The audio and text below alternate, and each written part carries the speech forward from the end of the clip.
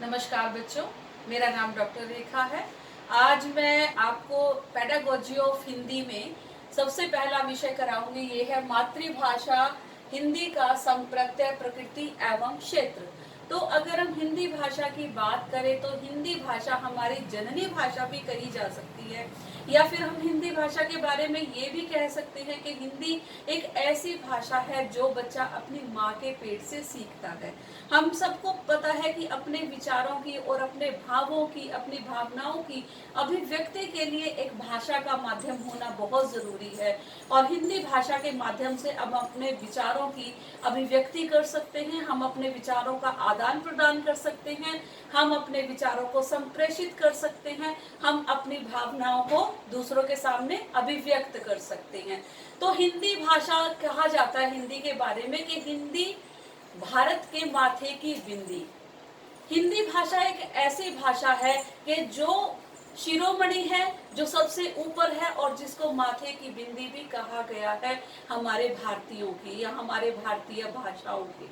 वैसे तो हमारे देश में बहुत सारी भाषाएं बोली जाती हैं, लगभग 19,500 भाषाएं हमारे देश भारत में बोली जाती हैं, लेकिन उनमें से 22 भाषाओं को ही मान्यता दी गई है संविधान के द्वारा, और हिंदी उनमें से एक प्रमुख भाषा है। अगर हम हिंदी भाषा की बात करें तो हिंदी के दो रूप सामान्यतः हमें देखने को मिलते हैं। पहला है मौखिक रूप और दूसरा है लिखित रूप।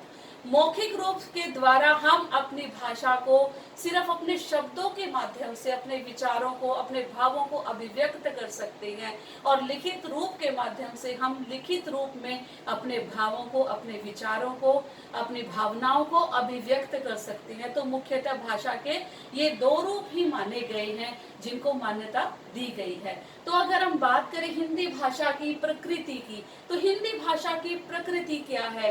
हिंदी भाषा एक ऐसी भाषा है जो कि सभ्यता की चितेरी भाषा है। जब से हमारी सभ्यता शुरू हुई है, हिंदी भाषा ने तब से उसको चित्रकार बनकर चित्रित किया है। हमारी सभ्यता के बारे में जितनी जानकारी हमारी हिंदी भाषा में दी गई है उतनी अन्यत्र किसी भी भाषा में नहीं दी गई। और हम हिंदी भाषा की बात करें तो हिंदी एक ऐसी भाषा है कि जिसके बिना हम कह सकते हैं कि हमारा विकास बिल्कुल भी संभव नहीं है। और अगर हम बात करते हैं प्रकृति की, तो हम ये भी कह सकते हैं कि हिंदी भाषा की जो प्रकृति है वो सामान्यतः साधारण प्रकृति की भाषा है। वो उसमें इतनी शुद्धता है हमारी भाषा में कि वो जिस प्रकार बोली जाती है वो उसी प्रकार लिखी भी जाती है। और हिंदी को चिन्हों के द्वारा, हिंदी को शब्दों के द्वारा चिन्हित किया जाता है। और जैसे आप सभी जानते हैं कि हिंदी की जो भाषा है, जो हिंदी भाषा की जो लिपि है वो देवनागरी लिपि मानी जाती है। तो अगर हिंदी की जननी की बात करें कि हिंदी की मातृभाषा कौन सी है, हिंदी की माँ के रूप में किसे कहा जाता है, तो वो संस्कृत भाषा है। तो संस्कृत से ही हिंदी भाषा का उद्गम और विकास हुआ है। तो इसके बारे में मैं आपको अगली स्लाइड में दिखाऊंगी कि हिंदी भाषा और किस किस रूप में हमारे देश में बोली जाती है। तो अगली स्लाइड में हम ये देखेंगे कि हिंदी भाषा किस किस रूप में हमारे देश में बोली जाती है। तो हम सबसे पहले बात करें हिंदी भाषा की मातृभाषा।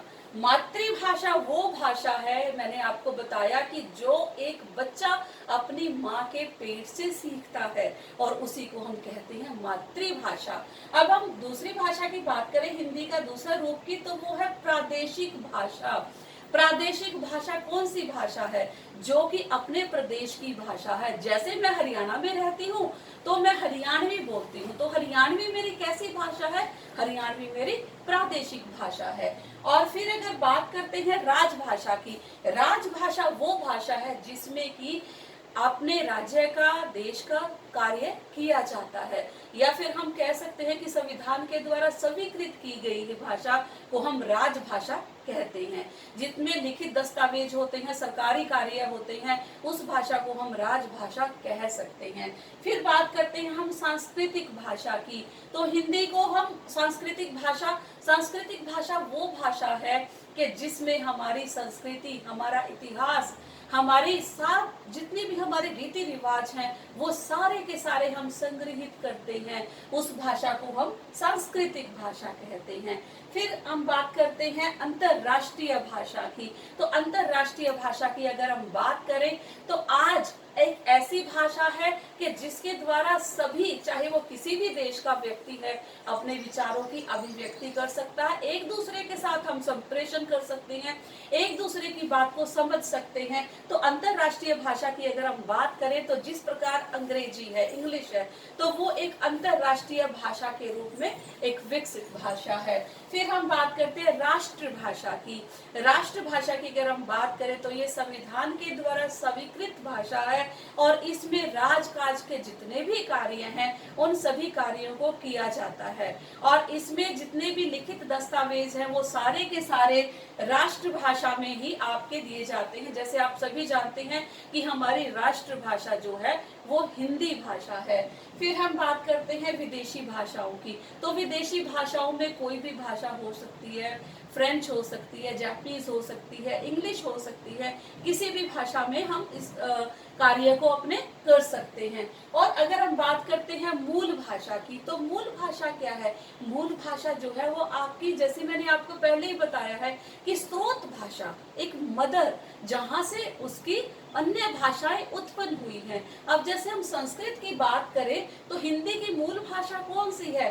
संस्कृत है, क्योंकि संस्कृत से ही हिंदी का जन्म हुआ है। तो इसीलिए जब हम कहते हैं मूल भाषा की, जब हम बात करते हैं तो हिंदी की मूल भाषा को हम संस्कृत के रूप में जानते हैं कि संस्कृत जो है वो हिंदी की मूल भाषा है। तो आइए देखते हैं, अगली स्लाइड में मैं आपको दिखाने जा रही हूँ कि भाषा का क्षेत्र कौन कौन सा है।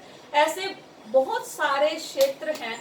अगर हम क्षेत्र की बात करें तो लगभग 100 देश ऐसे हैं आज के समय में जहां पर हिंदी बोली और समझी जाती है। हिंदी के लिए हमारे देश में ही नहीं बल्कि विदेशों में भी बहुत सारे ऐसे विश्वविद्यालय हैं जहां पर हिंदी बोली भी जाती है और समझी भी जाती है। तो हम भौगोलिक तौर पर अगर हम देखते हैं तो हिंदी भाषा का क्षेत्र, हिंदी भाषा के क्षेत्र को हम 3 भागों में विभाजित करते हैं। हिंदी भाषा का क्षेत्र जहां पर सर्वाधिक हिंदी को बोला जाता है, जहां पर ज्यादातर लोग जो है वो हिंदी को बोलते हैं, हिंदी को पढ़ते हैं और हिंदी को समझते हैं। जैसे यहाँ पर बात करें तो फिजी क्षेत्र ऐसा है जहां पर हिंदी को सबसे ज्यादा बोला जाता है। फिर विदेशी भाषा का क्षेत्र, अनेक क्षेत्र ऐसे हैं जहां पर विदेशी भाषाएं बोली जाती हैं। और उसके बाद है अन्य भारतीय भाषा क्षेत्र, बहुत सारी, जैसे मैंने आपको बताया कि लगभग 19,500 भाषाएं हमारे देश में बोली जाती हैं और अन्य बहुत अपने अपने एरिया के अकॉर्डिंग, अपने अपने क्षेत्र के अकॉर्डिंग, अपने अपने जहां पर लोग रहते हैं उनके अनुसार उन भाषाओं को बोलते हैं और उन्हीं के अनुसार उन भाषाओं को समझा जाता है। तो ऐसे बहुत सारे क्षेत्र हैं जहां पर अन्य भारतीय भाषाएं, चाहे वो कोई भी भाषा हो, उनका प्रयोग किया जाता है। तो मैंने आज आपको बताया कि हिंदी भाषा का संप्रत्यय क्या है, उसकी प्रकृति क्या है और उसके क्षेत्र कौन कौन से हैं। तो मुझे उम्मीद है कि जो भी मैंने आपको बताया है, जो भी मैंने आपको पढ़ाया है, वो चीज़ आपको बहुत अच्छे से समझ आ गई होगी। एग्जामिनेशन पॉइंट ऑफ व्यू से ये बहुत ही इम्पोर्टेंट क्वेश्चन है और मुझे उम्मीद है कि आप इसको अच्छे से तैयार करेंगे। धन्यवाद।